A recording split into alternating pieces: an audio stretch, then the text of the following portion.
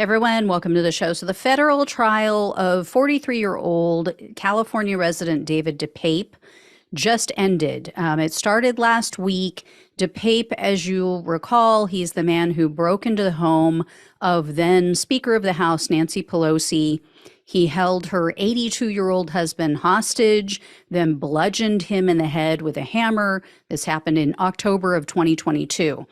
He is also facing state charges for his crimes.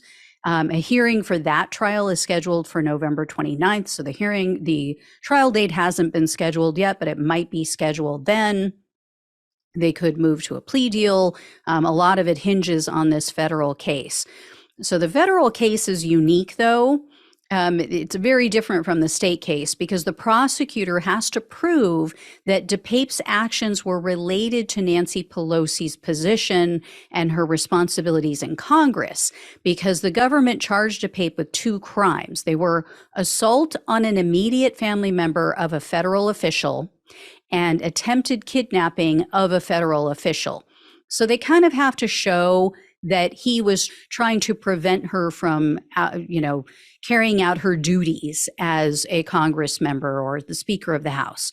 So DePape's public defender is arguing, yeah, he did it, but not for the reasons you think.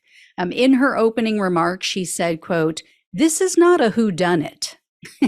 And it makes sense because we've all seen the police body cam video, right? I mean, it's not like we didn't see him cracking Paul Pelosi's skull open. So his attorney is arguing that DePape went so deep down the rabbit hole on QAnon conspiracy theories that he truly, with his whole heart and soul, believed that high-profile liberals were involved in a pedophilia cabal. So the defense is going to have to convince the jury to believe this version of DePape's stories and to disregard what he said in the past to Paul Pelosi, to the police, to a journalist, because DePape was very open about what he did. He was very clear in his statements at the time of the attack. He told the arresting officers that he planned to hold Pelosi hostage, meaning Nancy Pelosi, because he wanted to interrogate her, because he called her the leader of the pack. He said the leader of the pack of Democrats. And DePape said that he planned to tie her to a chair. He was going to question her. He was going to break her kneecaps with the hammer if she lied to him.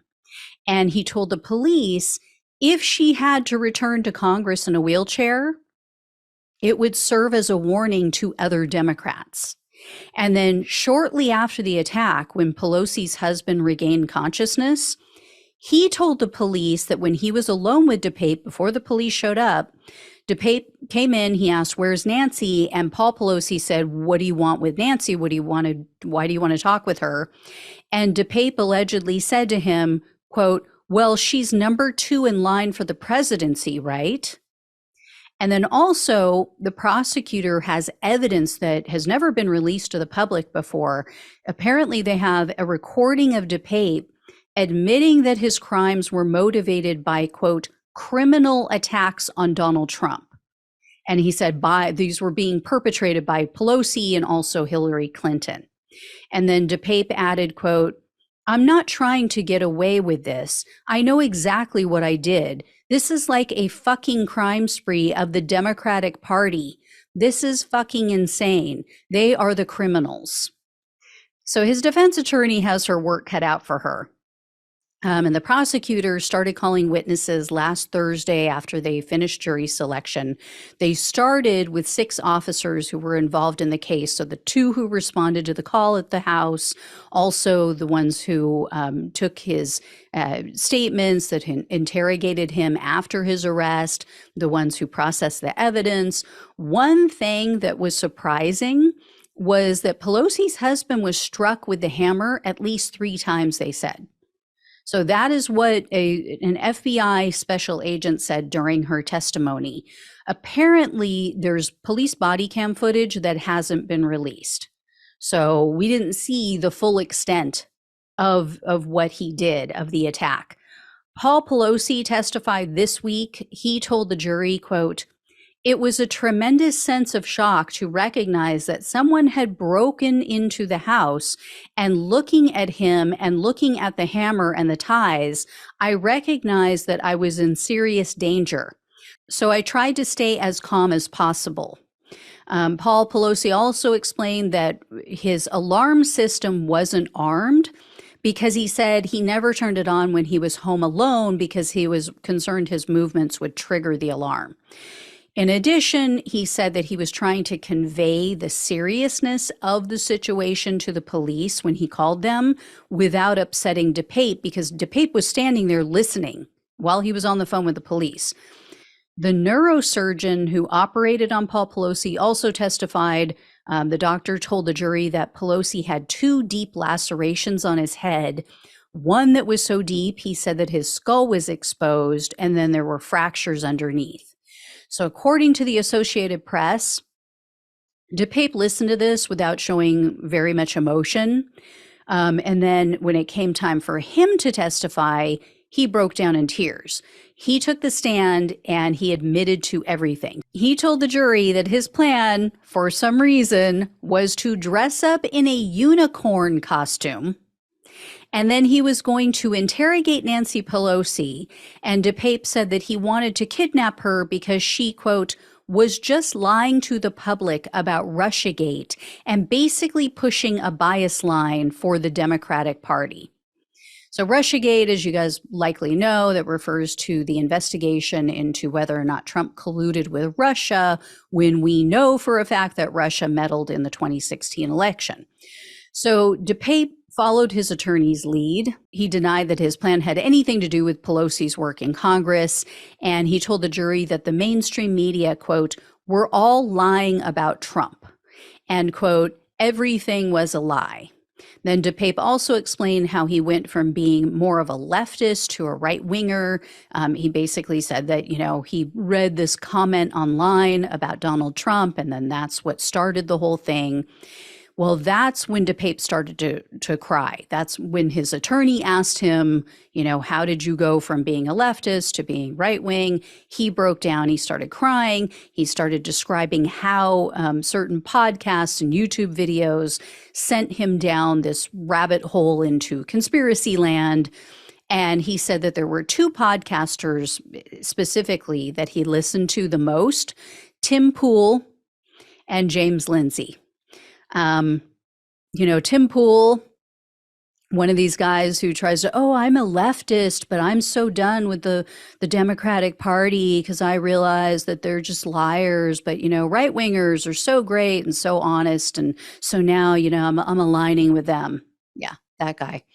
And then DePape sort of apologized for the attack on Paul Pelosi. He said, quote, he was never my target, and I'm sorry that he got hurt. Another person who testified this week is a queer studies professor. She teaches at the University of Michigan. The judge ordered that her name not be released because she's had so many threats against her. But you might remember when DePape was arrested, he had a list of targets of other people that he wanted to go after. He listed this woman, this professor, as his number 1 target.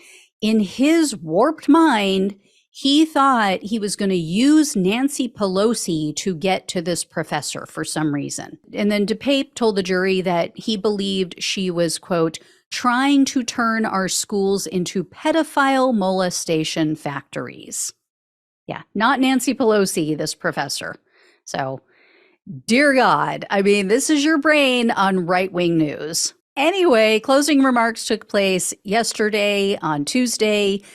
So the jury started their deliberations today. We are now just waiting to find out what they're going to say in this case, how they come down on this.